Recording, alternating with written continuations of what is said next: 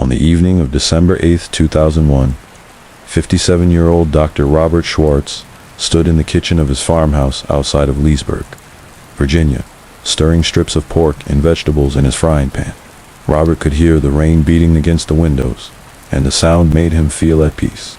He had the heat cranked up, and he was wearing his most comfortable sweatpants.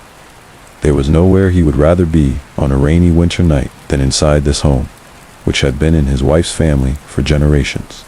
He checked the pork, which was almost done, and he reached for a single plate out of the cabinet. Robert used to love cooking, and until just a few years ago, he always made big portions to feed his family of 5. But his wife had died 4 years earlier from cancer, and her death had sent all 3 of their kids spiraling, especially their youngest, Clara, who was only 15 at the time. Clara was the one who actually found her mom on the morning she died, and she had fallen into a deep depression afterwards. Robert had been worried he might never pull her out, but recently, Clara seemed to have gotten into a really good groove. She was 19 now, and she had found a tight-knit group of friends who all loved Renaissance fairs, where people dress up like they're from medieval times. Clara had created a fantasy game called Underworld, and the kids all spent a lot of time playing it. Robert didn't really understand the game, but he was thrilled that Clara had finally discovered something to be passionate about. These days, Clara was away at college, along with her older sister Michelle and her older brother Jesse, and Robert was proud of how he had pulled the kids through their mother's death. He felt like he had sent them out into the world as basically happy and capable people, which was a goal that had seemed very far away in the early period of their grief. He did miss them though. Most nights now, he ate alone, with the creaking of the old house to keep him company. His kids had always complained about all the noises the house made, but Robert liked it.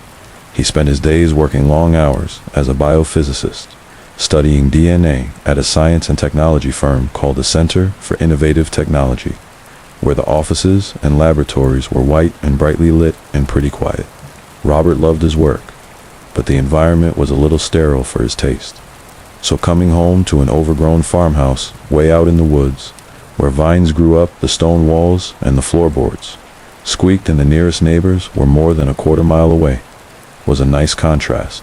Now, he set his plate down and reached into a bag of tortillas on the counter. He put 2 in the middle of the plate, and then he started to tip the frying pan to scoop out the meat and vegetables on top. But before he could turn off the burner and head to the table, he heard a knock coming from the front door. Robert frowned and craned his neck to look toward the door, which had a little window in it, but the rain made it impossible to see out. Robert did not get a lot of unexpected visitors, especially not on a stormy night like this, but he figured maybe it was just a delivery driver trying to keep a package from getting soaked. But whoever it was knocked again, and so Robert turned and walked out of the kitchen and through the front room toward the entryway. The knocking had gotten fast and loud by the time Robert made it to the front door, flipped the lock, and swung the door open. 2 days later, on December 10th, 2001, at around 1:15 on Monday afternoon, a man named Sam Welsh, who lived down the street from Robert Schwartz, was loading laundry into his washing machine when his phone rang. Sam abandoned the laundry and walked into his kitchen to pick it up. When he said hello, he heard the voice of a friend, and his friend sounded pretty anxious. This friend worked at the Center for Innovative Technology, which is where Robert worked, and the friend said that Robert hadn't come into work today. He had missed an important meeting, and he wasn't answering his phone. This was about as out of character as it was possible to give for Robert, who was famous in the field of DNA research, and had actually worked on the first online database of DNA sequence information. Robert was organized, reliable, and extremely communicative. He never just went silent. So this friend asked Sam, "Can you please go to Robert's house to check to see if he's okay?" Sam didn't hesitate. He said, of course he would. Then he hung up the phone, went out to his truck, and drove to Robert's farmhouse, which was about a mile away at the end of a dead-end road. When Sam pulled up, he saw Robert's car parked on the street and a construction crew digging up Robert's driveway in front of the house. Everything looked calm and normal, which Sam found encouraging. He recognized one of the workers as another neighbor of his, so he parked his truck, hopped out, and went over to ask if the worker had seen Robert. But the worker said no. The construction crew had arrived almost 6 hours earlier, at 7:30 that morning, and not only had Robert not come out to greet them all like he normally did, they hadn't actually seen any movement at all inside of his house. Now, the brief sense of relief Sam had felt when he arrived evaporated. He explained to the construction worker about the concerning call he'd just gotten, and so he asked the worker to come with him to go check on Robert. The two men walked down the driveway toward the farmhouse. They knocked on the front door, but nobody answered, so they went around to the side door, which Sam knew Robert usually left unlocked.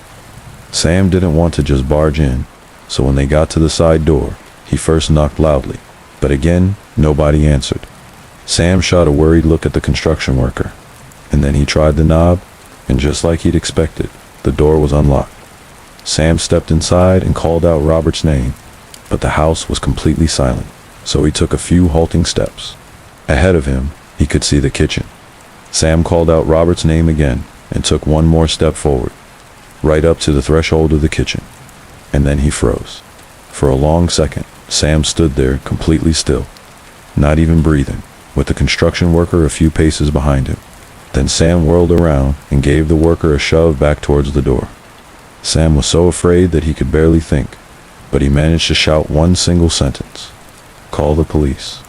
Loudoun County investigator Greg Luca was sitting in a classroom in a local school near Leesburg, Virginia, halfway through his first day of a week-long police training course when his pager vibrated. When Luca looked down at the short message blinking on his little screen, he felt his heart start to race.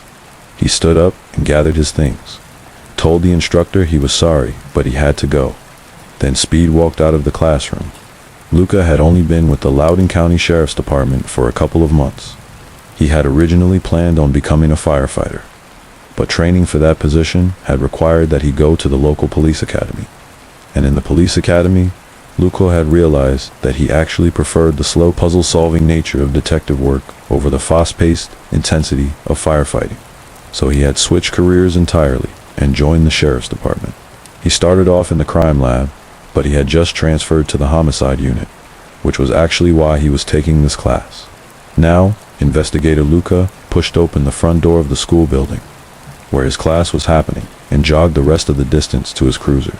He got in, turned the ignition, and peeled out of the parking lot, headed west, toward the big old farmhouse in the woods. When Luca pulled up on the dead-end street, he saw the flashing blue and white lights of a sea of police cruisers. It looked like the entire sheriff's department was there. Luca got out of his cruiser and walked down the long driveway and up the front steps of the farmhouse. The front door was open, and as Luca stepped through the entryway, he could tell that the scene was pretty well covered by police and crime scene techs. So he looked for a supervisor to get a rundown of exactly what they were dealing with. Luca found his supervisor standing just outside the kitchen, staring grimly at a man's bloody body. At first glance, it was immediately clear to Luca that whatever had happened here to this man, it had been a frenzy of violence. The man's body lay face down on the floor. His clothing had been shredded in the attack, and there was so much blood that it had dried and sticky. Thick pools that spread out all over the hardwood.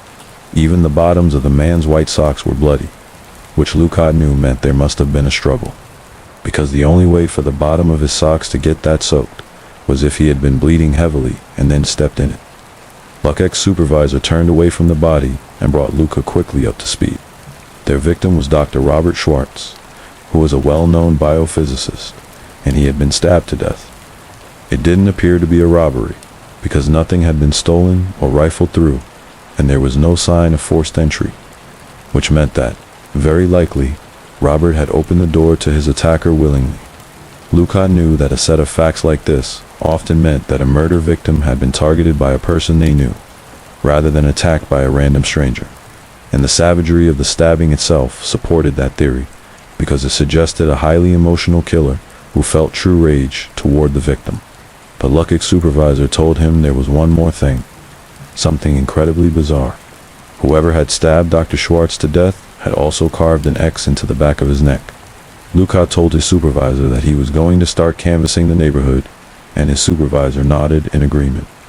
As Luca walked back out the front door of the farmhouse, he looked around and shook his head incredulously.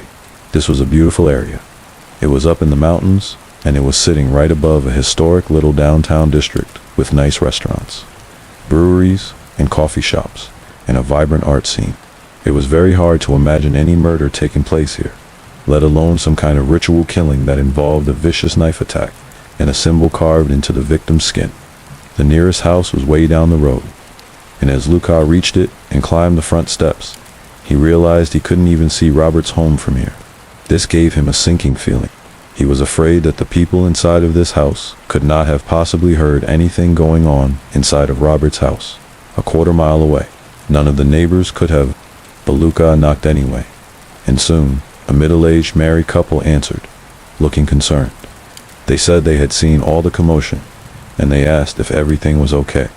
Inspector Luca just shook his head and said, no, there had been an incident, but he couldn't say anything about it right now. Luca told the couple that what he had come for was to ask if they had seen or heard anything suspicious over the weekend. He watched as the couple exchanged a look. Yes, the husband said. As a matter of fact, they did. On Saturday night, during the rainstorm, a soaking wet teenage boy had come to their house asking to use the phone because his car got stuck in the mud. A little ways down the road, the husband said he had looked outside and seen the car, which had a young woman and man inside. And then he said he called a towing company that he knew, and the teenager had thanked him and gone back to the car to wait. The tow truck driver had arrived not long after. Lukov scribbled this down in his notepad, then asked the husband what exactly was strange about the encounter. It wasn't uncommon at all, in an area this rural, for cars to get stuck. The husband nodded in agreement. But it wasn't the car getting stuck wasn't what was strange. It was where the car was driving in the first place. The teenagers had gotten stuck on a dead-end road. There was literally nothing down there except for Robert Schwartz's house. So the husband asked, what were the teenagers doing down there? Luca left the neighbor's home and checked in by phone with his supervisor to share what he had just heard about the kids in the mud on Saturday night. His supervisor was instantly interested because the medical examiner had just come and collected the body, and his initial examination suggested that the murder had happened on Saturday night too. And Luckick's supervisor told him the medical examiner had also discovered something else that was pretty unusual. When he had rolled Robert's body over, he found deep marks in the wood underneath where he had been laying. This was important because it looked like the marks had been made by the knife used to kill Robert. In other words, this could not have been just a regular kitchen knife. Instead, the knife the killer had used had such a long blade that, when it was plunged into Robert's torso, it had gone all the way through his body and into the floor beneath him, leaving the marks. That meant the murder weapon had a blade that was at least 2 feet long. Now, the murder weapon had not been found inside the home, so it looked like the killer had brought the long blade with them and then taken it when they left. To Luca and his supervisor, the idea of the murder weapon being this long, strange blade only strengthened their fear that this murder might have a ritualistic or even satanic element to it. But Luca told his supervisor that before they went down a rabbit hole of the occult, they should focus on something a bit simpler, something that was right in front of their faces. They should track down those teenagers and the tow truck driver. Luca got in his cruiser and drove to the office of the towing company, where he found the owner in the lobby. Luca asked him if he remembered a call on Saturday night about a carload of teenagers stuck in the mud on a dead-end street. As soon as the owner heard this, he scowled. Yeah, he said, I remember those kids. Stiffed my driver on the bill. Now Luca felt a surge of adrenaline.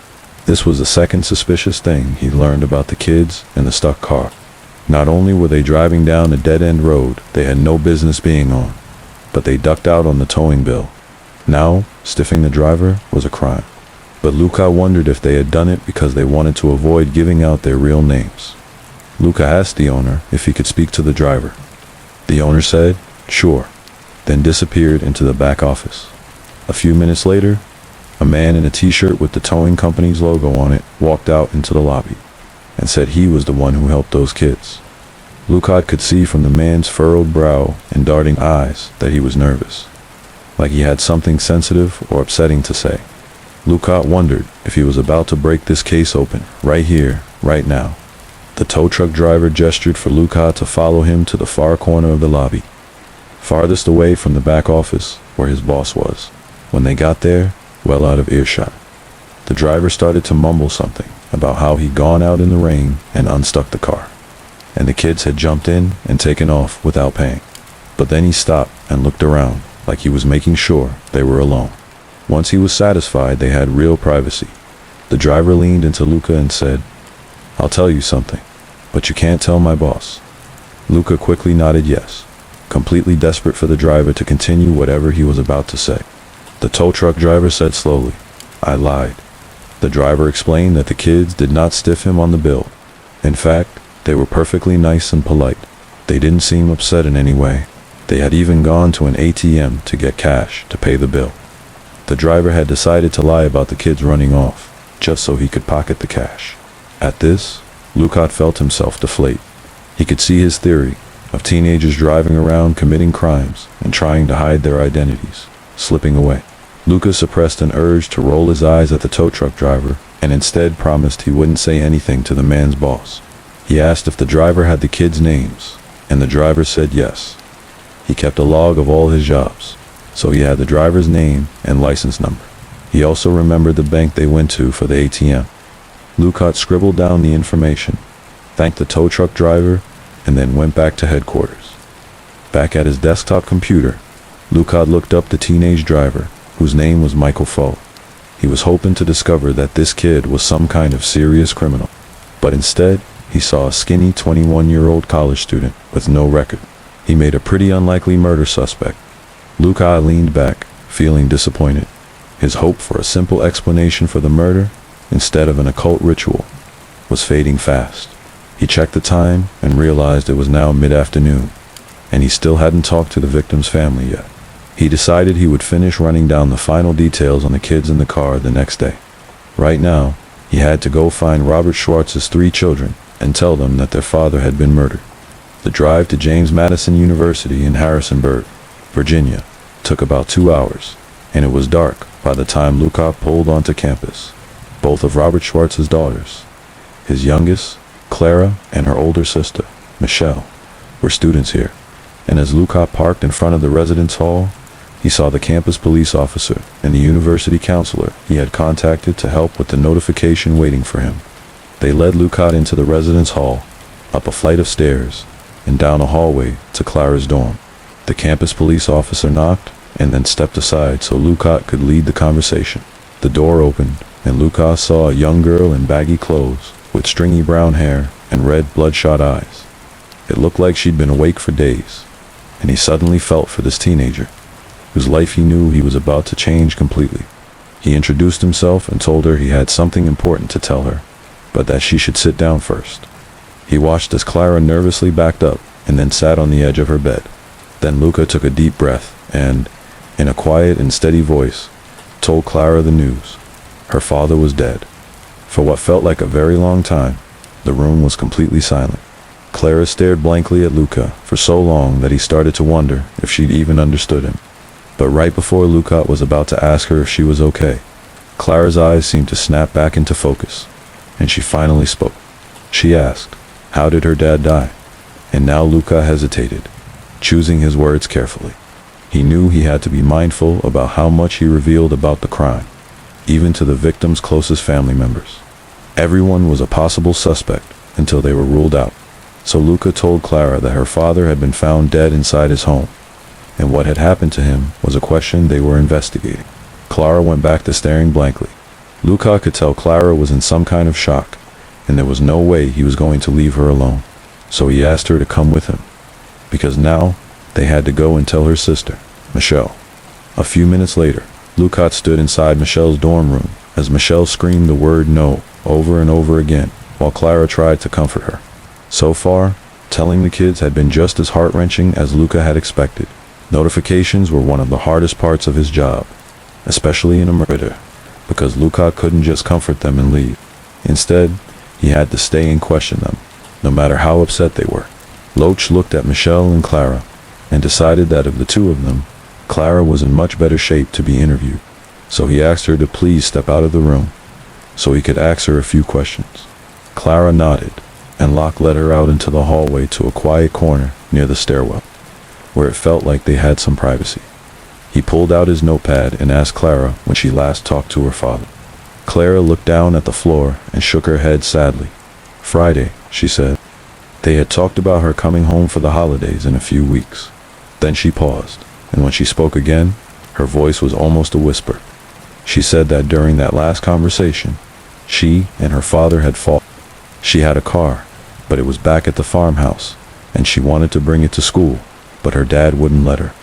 She looked up at Locke and told him that she didn't know why she had gotten so upset at him. Her dad had promised to consider it over the holidays, so she didn't even know why she blew up at him. Now, her final conversation with her father would always be this stupid argument. Lucott watched as Clara dropped her head again. He felt sorry for the stunned and awkward teenager. He told Clara he hated to keep pressing, but he needed to know about her father's friends and relationships, and about the people that she and her siblings hung out with. He asked if anyone they knew might have had some kind of grudge against her father. At this, Clara screwed up her face in what looked like deep concentration. Then she slowly listed off the names of some of her dad's closest friends, but said none of them had a grudge, and most of her friends had either never met her dad, or if they had, they really liked him. But then Latch watched as Clara's expression changed. It looked like she had just remembered something else. And suddenly, she looked straight at Luca with a focus in her eyes that he hadn't seen until now. She said one of her friends had recently met her dad over Thanksgiving break, and ever since then, he'd been acting really strange and intense. She told Luco that his name was Kyle Halbert. He was 18, and they had met at a Renaissance fair a few months earlier. They had gotten along really well at first, but over the last several weeks, his whole demeanor had changed, although she didn't know why. He'd actually gotten busted on a concealed weapons charge for carrying daggers around a shopping mall. And after that, Clara said she had tried to avoid him. At the mention of daggers, Locke's eyes narrowed. This murder case involved an unusual blade as the murder weapon, and while daggers weren't long like the murder weapon, they were an unusual knife to carry, especially at the mall. Locke's disappointment over the teenagers and the tow truck disappeared as he underlined Kyle Halbert and daggers in his pad. This was a good lead.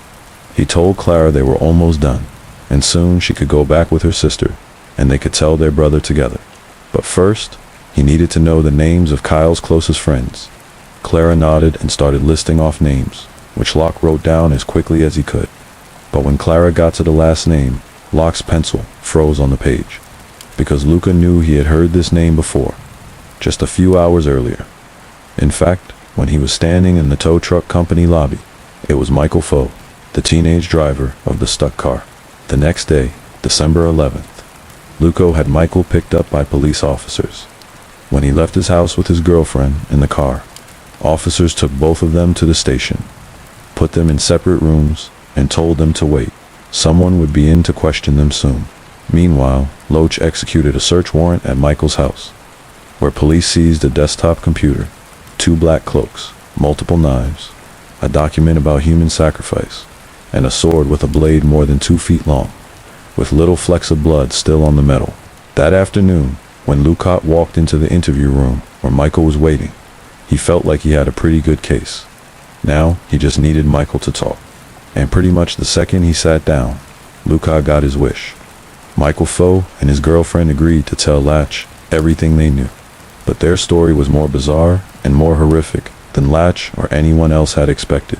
In fact, it was so wild and so shocking that it would take several more weeks of investigation before Luca and the rest of the police were able to fully untangle the sequence of events that Michael Foe and his girlfriend sketched out in their interviews that day. But finally, on February 1st, 2002, so almost 2 months after Robert Schwartz's death, the police arrested the mastermind behind the murder, and it was not who the police had expected it to be. Based on interviews, evidence, and transcripts from online and phone conversations, the following is what happened to Dr. Robert Schwartz on the night of Saturday, December 8th, 2001. At around 6:15 p.m., the killer sat in the back seat of a car, driving down a muddy, dead-end road in the woods in a rainstorm. The killer's friend, Michael Foe, was driving, and Michael's girlfriend was riding in the front passenger seat. Michael and his girlfriend were both talking because they were trying to find the big old farmhouse that was their destination, but the killer was not paying attention to them. Instead, the killer was completely focused on a different voice, a voice that no one else could hear, the The voice was named Nicodemus, and Nicodemus was a god. In fact, Nicodemus was one of 6 gods that had lived inside the killer's head for as long as the killer could remember. And now, Nicodemus had a warning. "Don't go up there," Nicodemus shouted inside of the killer's head. Now, usually the killer listened to Nick. The killer knew the god was just trying to keep them safe. But tonight, the killer knew they could not back down from their plan. Innocent lives were at stake, because the killer knew something that no one else did, and that was that Dr. Robert Schwartz was a monster. He lashed out with violence, even though no one else could see it, and he poisoned lemons and pork with sulfuric acid. And recently, the killer was absolutely certain that Dr. Robert Schwartz had begun planning a murder of his own. The killer knew they had to strike first. So, from the backseat of the car, the killer answered Nicodemus, telling the god in a whisper, "I have to do this." The car came to a stop in the mud in front of Robert Schwartz's farmhouse, and the killer got out, wearing a long black trench coat that hid a 27-inch longsword. The killer stalked through the rain up to Robert's front door and started knocking hard. After a minute, the killer heard footsteps squeaking on old hardwood inside the house, and then the door opened. The killer could smell the dinner that Robert was cooking in the kitchen. Robert stood in the doorway, looking down at the killer in confusion. "Yes," he asked. The killer asked if Clara was home, and Robert said no. So, the killer asked for Clara's phone number, and Robert invited the killer inside, out of the rain, while he wrote it down. And this was when the killer decided to strike. As Robert stood with his back to the killer, writing out his daughter's phone number, the killer told him, "I know your plans." And as Robert turned in confusion, the killer pulled out the sword and began slashing. Robert tried to protect himself, grabbing for the blade and cutting his hand in the process, spilling blood all over the floor. But the killer was in an unstoppable frenzy.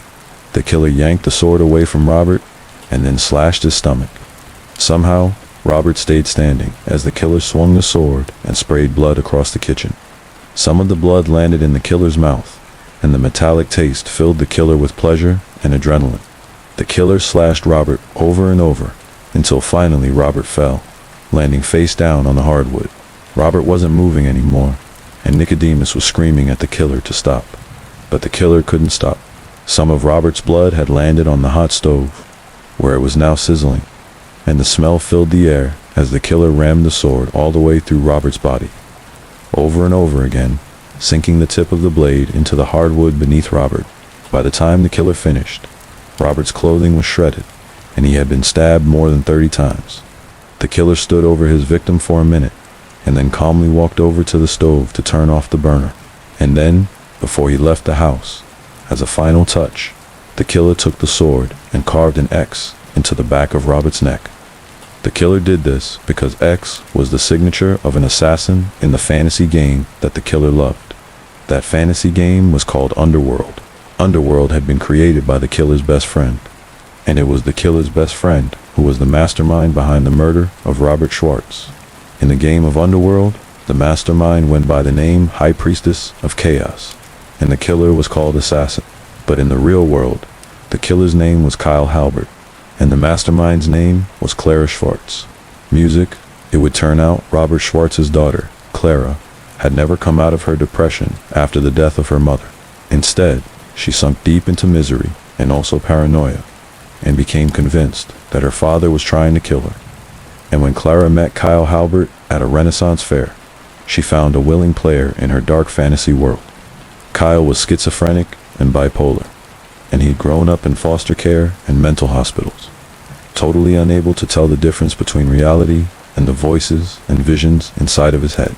Clara and Kyle, along with Michael Foe and his girlfriend, formed a disturbed little family. They all played characters in Clara's fantasy game Underworld, and they referred to each other as brother and sister. Over time, Clara had convinced all of them that her father was trying to poison her by lacing lemons and pork with chemicals like sulfuric acid, and that he was ultimately planning to murder her. And so, convinced that Clara was in real danger, Kyle, the underworld assassin, stepped in to protect her. But what Clara did not say to Kyle was that if her father died, she believed she would inherit several hundred, zero. And so, at Clara and Kyle's instruction, Michael and his girlfriend drove Kyle to Robert Schwartz's house in the rainstorm on December 8, 2001, so that Kyle could stop Robert once and for all. And they might have gotten away with their crime if their car had not gotten stuck in the mud. In the end, Michael Foe was sentenced to 18 years in prison for his role in the murder. His girlfriend accepted a plea deal and was sentenced to just 1 year. Kyle pleaded guilty to first-degree murder and conspiracy and was sentenced to life in prison. And although Clara Schwartz tried to pin the whole murder on Kyle by dropping his name and the story about his arrest for carrying daggers to investigator Locke, she was ultimately caught. When police read transcripts of her online and phone conversations with Kyle and her other friends, it was clear that Clara herself was the driving force behind the murder of her father. She was found guilty of first-degree murder and conspiracy, and sentenced to 48 years in prison. In a final twist, it was the DNA research that Dr. Robert Schwartz himself had spent his career on, which helped investigators to determine that the blood on the sword belonged to Robert. On the afternoon of the 19th of June, 2001, 44-year-old Debbie Triplett and her husband Billy were stocking shelves in the small country grocery store that they owned in Clay County, Alabama. Billy and Debbie had run the store together for almost 20 years, and they had stocking shelves down to a science. They barely even had to look while they were doing it. So today, like most days, they spent the time talking and joking with each other for as long as they'd been doing this. Billy and Debbie never got bored working at the store together. In fact, they didn't understand how anyone would get bored working with the person they loved, because the two of them had been pretty much inseparable from the moment they met back in 1982. At the time, Billy, who was 8 years older than Debbie, already owned the grocery store, but he'd been having trouble running it by himself. So when Debbie came in looking for a job, he'd hired her right away. And it didn't take long for them to discover that they had a lot in common. They were both single parents. They loved living in a small town where they knew their kids would be safe and they could talk to each other for hours without ever running out of things to say. Billy and Debbie's relationship had quickly gone from boss and employee to boyfriend and girlfriend to husband and wife, and their children from their previous marriages ended up loving each other as much as Debbie and Billy did. So they had all quickly formed this really tight-knit, blended family now. Almost 20 years later, the kids had grown up and moved out, but they all lived close by.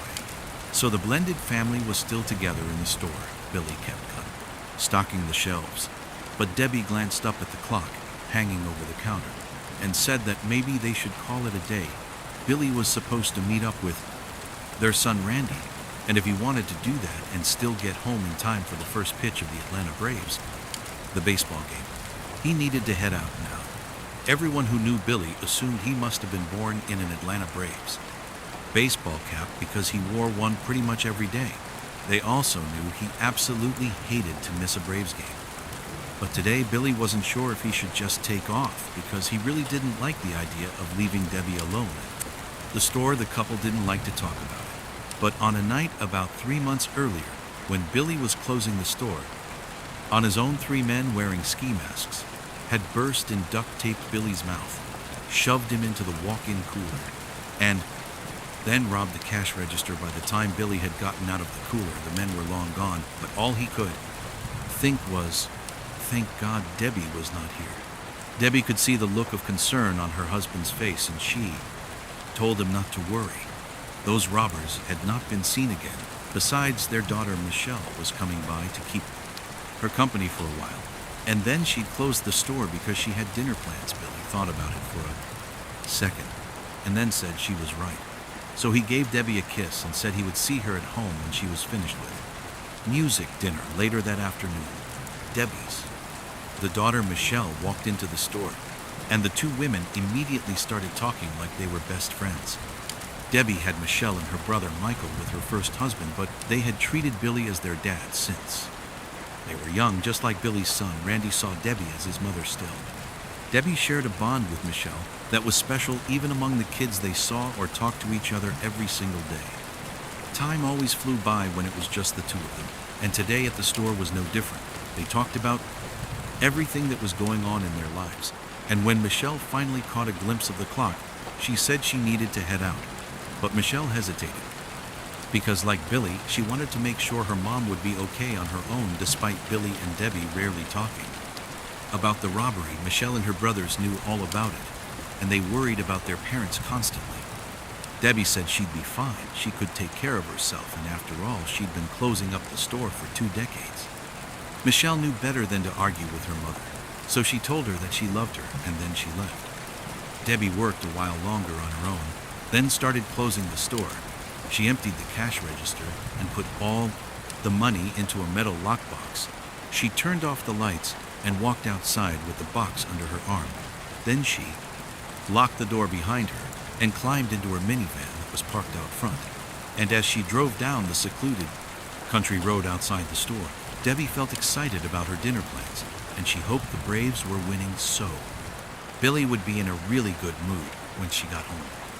Early the next morning, Debbie's daughter, Michelle, sat straight up in bed. Sweat dripped down her forehead, and she could feel her heart pounding. She was terrified, like she just had a nightmare, but Michelle knew the fear she was feeling was not because of a dream. Michelle believed that her connection to her mother was something way stronger than a typical bond between mom and daughter. It was almost psychic, like they shared a sixth sense or something. It was like they always knew when the other one was upset or in trouble.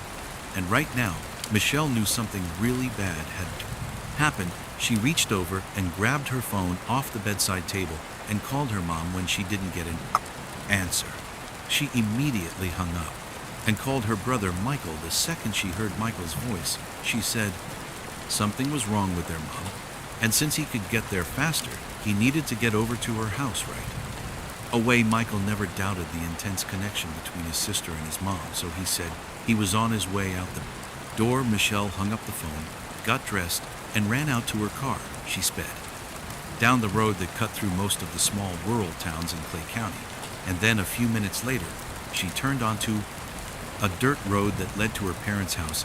As Michelle pulled up in front of the house, she saw her brother pacing back and forth in the yard, and she heard the sound of a police siren in the distance. Michelle got out and ran straight to Michael. He wrapped his arms around her tight and just said, "Sister, they're gone." Early that afternoon, Agent Todd Wheels of the Alabama Bureau of Investigation drove down a 2-lane road lined by acres of trees on one side and a river on the other. This landscape that would cause most people to feel like they were stranded in the middle of nowhere felt completely familiar to Agent Wheels.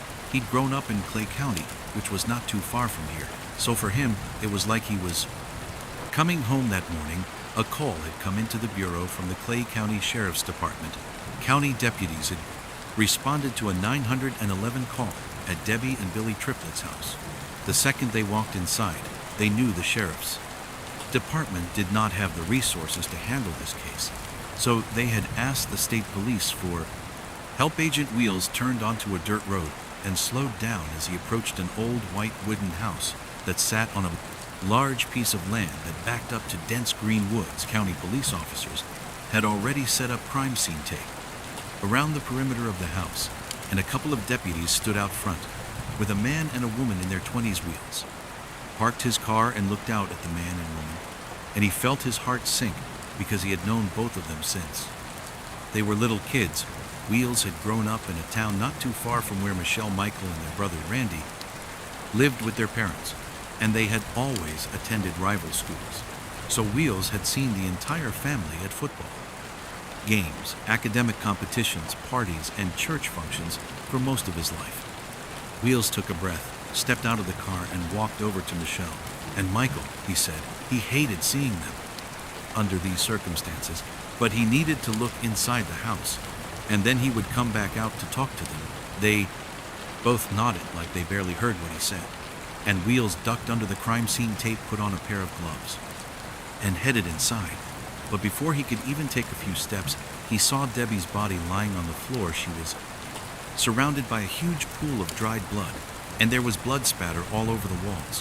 Wheels had worked homicides in much bigger places than the cities that had reputations for violence, but this attack on Debbie looked as gruesome as anything he'd ever seen.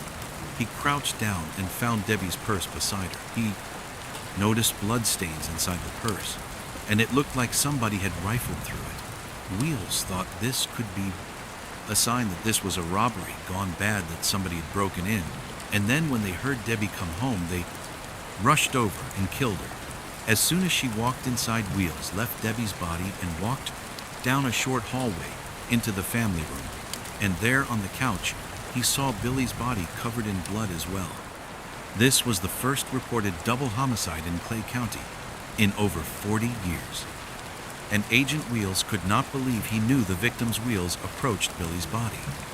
When something on the wall right above caught his attention, when he'd first walked into the room, he thought it was blood spatter, but now he could see it was red lipstick, and someone had used this lipstick to leave a message for the police. It was a single word, narc. At 4 p.m., several hours after Agent Wheels arrived at the scene, he was back in the family room, staring at the lipstick on the wall for what felt like the 10th time that day. But now he was with members of a state forensics team that had just arrived. Wheels had gone outside earlier to check on Michelle and Michael and to ask them if they knew what their parents had been doing the night before. Michael said that he and his wife had met his mom for dinner. After she closed the store, and then as far as he knew, she went straight home, and both siblings assumed that their dad had watched the Braves game and then just stayed in for the night back in the family room. Wheels and the forensics technicians could still not get over the violence that was inflicted on Billy. This was even more brutal than the attack on Debbie. This kind of rage made Wheels think that the attack must have been carried out by someone who had a close emotional connection to Billy, or by someone who was out for revenge, and the word narc also had strong connections to the drug world. As Will stood there fixated on the wall, he heard people shouting outside, and he snapped out of his trance. He immediately turned around and ran out of the house. In the front yard, Wheels saw a man physically struggling with two deputies and yelling that he and his siblings needed to get inside. Their parents were in there. Wheels recognized this man as Billy's son Randy back when they were teenagers. Wheels and Randy had been on their respective high school Scholar Bowl teams, and they had developed a friendly rivalry with each other at academic competitions. Wheels darted across the yard, joined the deputies, and, in his calm southern accent, told Randy he needed to back off. Randy stopped struggling and looked up at Wheels, and this look came across Rye's face, like he didn't understand why this man was standing there. Randy squinted a little, and then just said, "Tom." Agent Wheels said he wished this was not how they were seeing each other for the first time in a while, but he needed Randy to calm down and step back. Randy took a deep breath and apologized to the deputies. He told Wheels he had lashed out because he was mad at himself. He'd missed the messages he'd gotten from Michelle and Michael, and he felt like he'd let his brother and sister down by not getting here earlier. Wheels said he understood while the two men talked. Wheels heard someone shouting his name from across the yard. He looked over and saw a forensics tech standing by a minivan that was parked near the side of the house. Wheels told Randy to go wait with the siblings, and then he walked over to the van. The front passenger door was open, and the forensics tech said the van had been unlocked. He pointed to the passenger seat, and Wheels saw the keys to the van sitting there, but Wheels also saw something in the passenger side floorboard. It was an open, empty metal box turned over on its side. Wheels called out to the deputies to bring Randy, Michelle, and Michael over to the van, and when the three siblings got there, they didn't look surprised at all. Wheels asked them what the container was, and they told them it was the money box. Their parents put the cash from the register in every night when they closed the store, and their mom had a terrible habit of just leaving the box in her van when she got home. This clue definitely played into the idea that these murders were connected to a robbery, but maybe it was not a home robbery that got interrupted. Wheels asked the siblings if it was common knowledge around town that their parents put their money from the store in the box every night. Would someone have known Debbie had all that cash and maybe followed her home? The kids looked at each other for a moment, like they were talking without saying anything. And then Michelle said a few months earlier their parents' store had been robbed by some men at closing time. So these men might have known exactly where their parents put the money from. The cash register. Wheels got a few more details about that robbery, And then he told the siblings they could go. They should have some time to grieve together, and Private Wheels spent the whole day at the house. And it was dark outside when he met the members of the forensics team to get a final report for the day.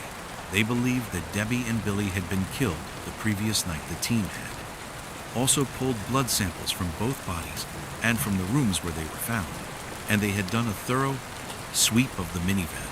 But the van appeared to have been completely wiped out before any investigators had even touched it. However, investigators were confident that with all the blood and all the fingerprints found inside the house, that they would still likely be able to get the print and DNA samples that belonged to the killer at the time.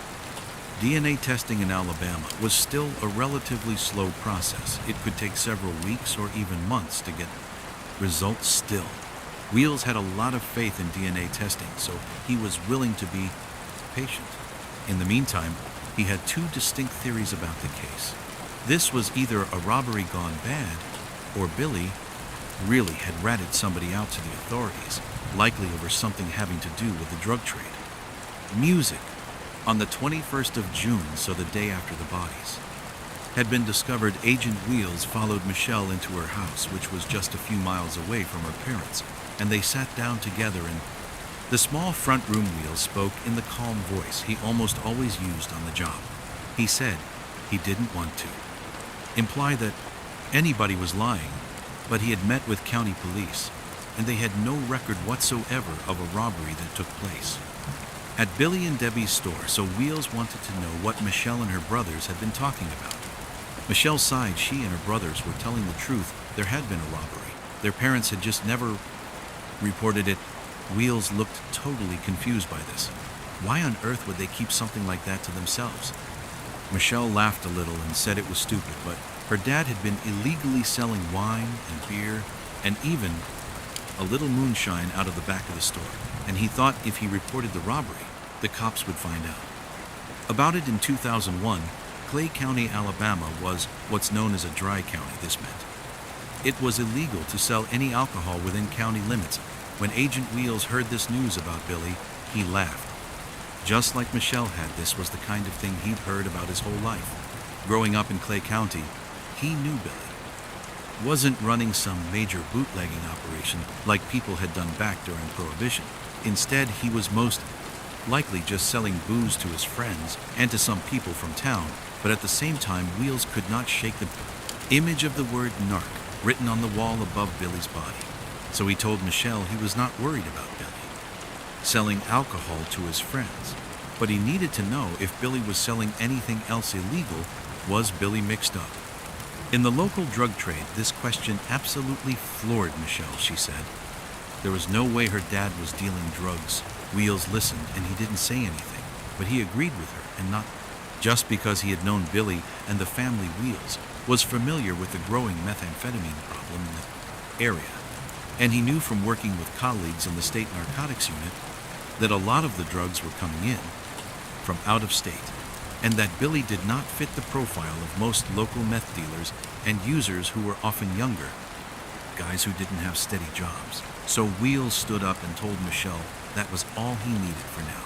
He said he'd check in with her as often as he could, but before he made it to the door, Michelle told him to wait. Wheels turned and walked back toward her. Michelle said again there was no way her dad was mixed up with drugs, but she did know somebody. Who was? It was a guy named Leonard Southers, and he happened to be one of Billy and Debbie's closest neighbors later that day. So still, just one day after the discovery of the bodies, Agent Wheels pulled up to a house over a mile away from Billy and Debbie's. Michelle had been right. Everything was so isolated and spread out around here that this was definitely one of the closest homes to her parents. Wheels stepped out of his car, and he saw the lawn was completely overgrown, and there were tools and a bunch of other stuff piled up all around. He took a few steps towards the house, and the screen door flew open. A skinny man in baggy jeans and a t-shirt rushed outside, demanding to know who Wheels was and what he was doing here. Wheels said everything was okay, and then asked the man if he was Leonard. The man nodded and said, "Who's asking?" Wheels introduced himself. and said he was with the state police, but Leonard was not in any trouble. In fact, he needed Leonard's help. Wheels took a few more steps towards Leonard, and as he did, he could see track marks on both of his arms clearly from injecting drugs, and the way Leonard fidgeted and picked at his skin made Wheels think he likely was a meth addict. Looking at Leonard, Wheels mostly just felt pity. This man obviously needed help. But that's not why Wheels was here right now, all of a sudden. Leonard raised both hands into the air to show he was not carrying a weapon, and then he moved towards Wheels.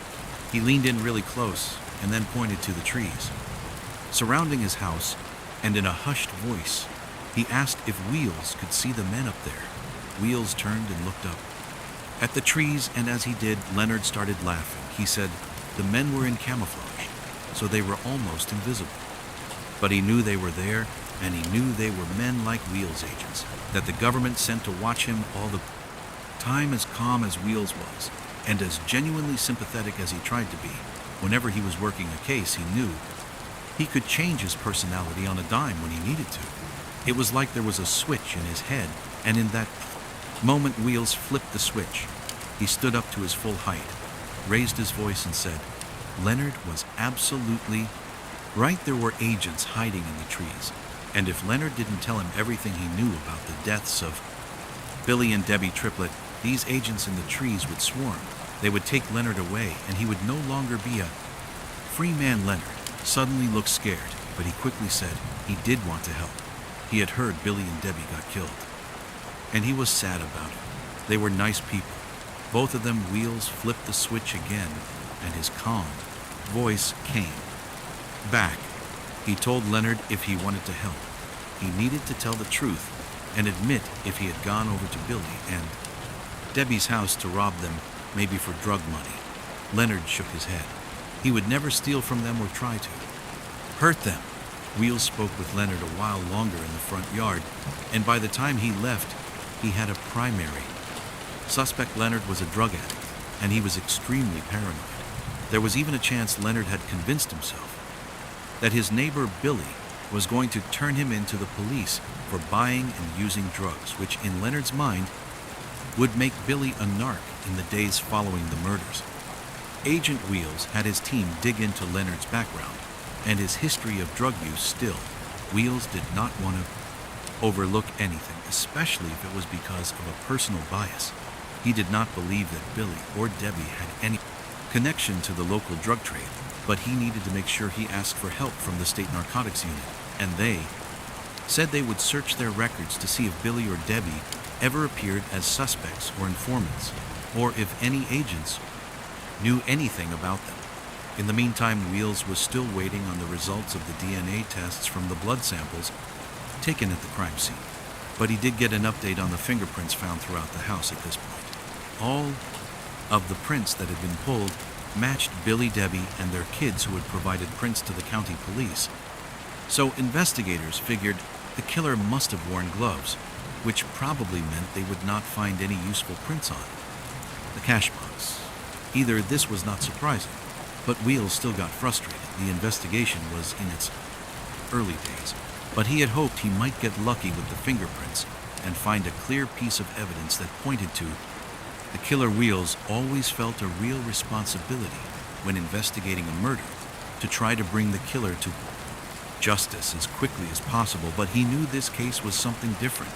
He had never worked a homicide where he actually knew the victims and their family, and so every day that he didn't find the killer made him feel like he was letting Michelle, Michael, and Randy down. About a week after the murders, Wheels got word from the narcotics unit that they didn't find anything on Billy or Debbie. It seemed pretty clear they had no connection to illegal drugs. In addition to that, because Billy and Debbie never filed a report about that store robbery, there were no leads on the men who had committed that crime. So Wheels was basically where he'd been week earlier, with the drug addict Leonard as his primary suspect. Still, Leonard being an addict and being paranoid about men in the trees did not automatically make him a killer. Wheels had to find something concrete to tie him to the murders, and about 1 week later, Wheels was going back over his notes when he got a phone call, and as soon as he heard the caller's nervous, shaky voice, he knew it was Leonard. And Leonard said that Wheels needed to come to his house right away because he had found blood on his money. Not long after this call, Agent Wheels found himself back in Leonard's front yard, not really knowing what to expect or what Leonard finding blood on his money even meant. Leonard stepped outside, walked over to Wheels, and showed him a stack of $1 and $5 bills he had in a shoebox. Wheels put on his gloves and picked up a few of the bills, and this didn't look like regular cash. The bills were faded, and there were these weird white spots on them, almost like bleach or something.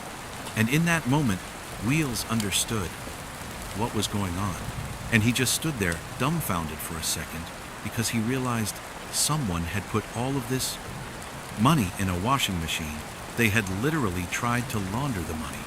This did seem like something Leonard might try, not understanding that money laundering was actually a complex illegal financial process that had nothing to do with detergent or bleach. But as ridiculous as all of this seemed to Wheels, a couple of things about these bills did look like major clues. Leonard's money, even after the laundering process was grouped together in ones and fives like it would be in a cash register. In addition to that, Leonard had not been using some kind of code or metaphor when he said he found blood on his money, because even though these bills were faded, Wheels saw several brownish red spots that he believed were bloodstains to Wheels. This looked like it had to be the money stolen from the cash box that Debbie brought home from the store, and he assumed the blood on the bills either belonged to Debbie or the killer Leonard must have sensed what Wheels was thinking, because he got really jittery and blurted out that this was not his money. He had gotten it from another drug addict that he knew. Agent Wheels chose not to flip the switch in his demeanor.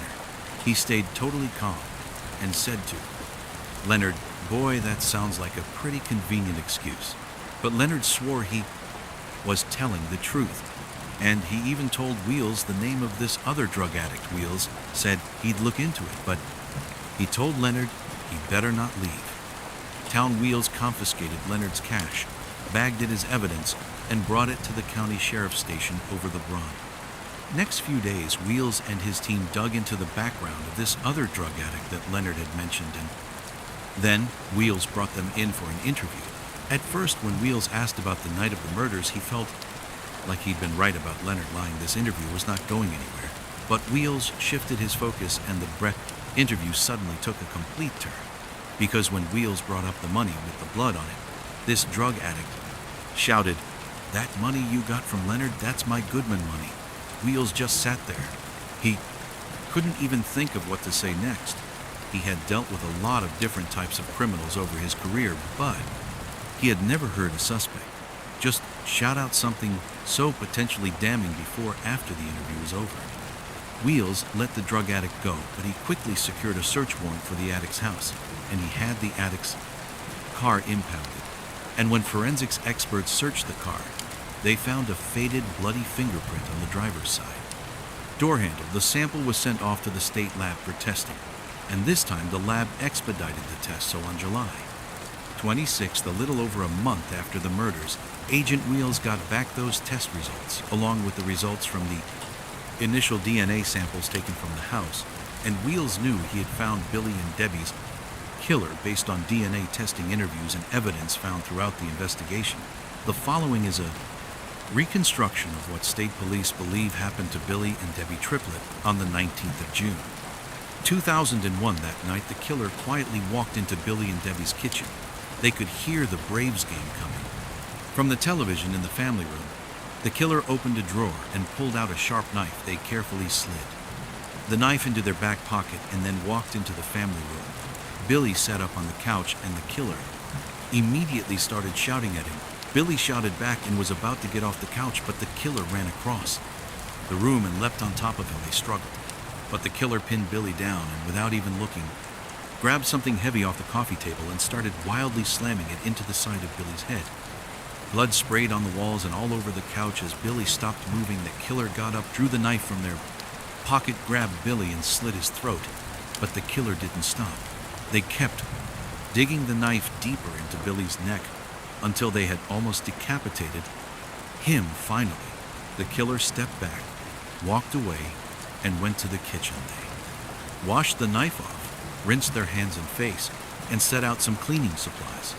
Then they picked the knife back up, went to the family room, sat down, and waited while the baseball game kept playing on television. At 10 p.m., a few hours after the killer had arrived at the house, they heard a car pull up outside. They quickly turned off the television and ran toward the front of the house, carrying the knife and the blunt object they'd attacked. Billy they flipped off the light in the entryway and crouched down against the wall. Not far from the door, the killer heard footsteps just outside, and they clutched the knife tight. The door unlocked, and the killer saw it swing open, and before Debbie could even turn on the light or call to her husband, the killer leapt out of the darkness, grabbed her, slammed the blunt object into her head, and cut her throat too. Debbie's body collapsed just inside the blunt door. The killer flipped on the light, put the knife back in their pocket, and grabbed Debbie's purse. They took out Debbie's car keys, and they saw a tube of lipstick. They walked into the family room, and with the lipstick they scrolled the word narc on the wall over Billy's body. After that, they walked through the house, got the cleaning supplies they laid out in the kitchen, and then stepped over Debbie's body and went outside to her minivan. The killer opened the passenger door and saw the metal cash box on the passenger door floorboard. They found the key for the box on Debbie's key ring they'd stolen, opened the box, and stuffed the money from it into their pockets, getting blood from their hands all over the cash. The killer quickly wiped down the van with the cleaning supplies and tossed Debbie's keys onto the passenger seat. Then they ran to their car with their hands and pockets filled with cash, cleaning supplies, lipstick, and the murder weapons, and they drove straight home. The following morning, the killer woke up and saw several messages, but they ignored them and waited until later in the afternoon to go back to their parents' house. The bloody cash that Leonard had in his possession was the money from the cash box, but Leonard had told the truth. Another drug addict had given him that money, and this drug addict was Billy's son from his first marriage, Randy, and Randy was the killer. It turned out Rye's drug habit had been going on for years. He struggled to get work, and he almost never had any money. Billy had continually bailed his son out financially, but recently, Billy, and especially Debbie, had just had enough. And Billy had met with his son more than once to tell him they were cutting him off on the night of the murder. Randy already felt angry and betrayed by Billy and Debbie, and so when he got to the house and saw his dad on the couch, he begged him to give him more money, but Billy said no way. He needed to get his act together and clean up his life. After that, Randy got the knife, argued with his dad again, and then attacked him on the couch with a blunt object, and then slit his throat hours later. Randy used the same weapons to kill Debbie after murdering his dad. And stepmom Randy had the idea to try to make it look like a drug-related murder, so he wrote narc on the wall in lipstick. And he figured if that didn't work, police would assume this crime was connected to the earlier robbery at his parents' store, and Randy was right. Investigators focused on both of these theories, but during the investigation, Randy started to panic, and at one point he literally tried to clean the blood off the cash he had stolen the laundry machine, but when that didn't work, he just gave the bloodstained cash to Leonard, assuming Leonard would hold on to it for him and keep quiet until the investigation died down. But Leonard called Agent Wheels and told him that Randy, who he'd known for a long time and who he did drugs with, was the person who gave him this money. Then when Randy came in for questioning, he inexplicably shouted out that the bloodstained money was his Wheels, then moved in on Randy, his former Scholar Bowl rival, and had his car impounded, and the DNA sample that was taken from Rye's car door handle would match DNA samples from the crime scene. The blood belonged to Debbie, and Randy had just gotten some of it on his car after killing her. Randy was sentenced to life in prison without parole, but in 2016, he hanged himself in his prison cell. Michelle still thinks about her mother all the time, and she continually reminds people to hug the ones they love, because nobody, no matter how deep a connection they share, knows how much time they have together.